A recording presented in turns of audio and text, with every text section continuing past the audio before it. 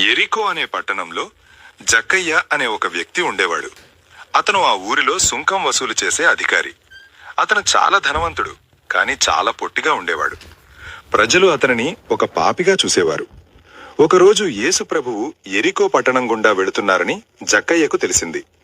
యేసుని చూడాలని ఆశగా ఉంది, కాని అక్కడ జనం కిక్కిరిసి ఉన్నారు. జక్కయ్య పొట్టివాడు కాబట్టి చూడలేకపోయాడు.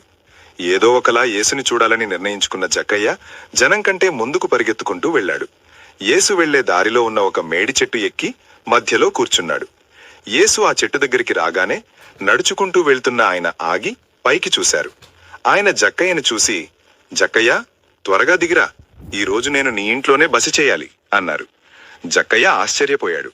యేసు తన పేరు పెట్టి పిలవడంతో అతనికి ఎంతో సంతోషం వేసింది. అతను గబగబా చెట్టు దిగి వచ్చి యేసుని తన ఇంటికి సాదరంగా ఆహ్వానించాడు. యేసు సాహచర్యం జక్కయ్య మనసుని మార్చేసింది. అతను లేచి నిలబడి యేసుతో ఇలా అన్నాడు, ప్రభూ, నా ఆస్తిలో సగభాగం పేదలకిస్తాను. అన్యాయంగా తీసుకున్నది 4 రెట్లు తిరిగి ఇస్తాను.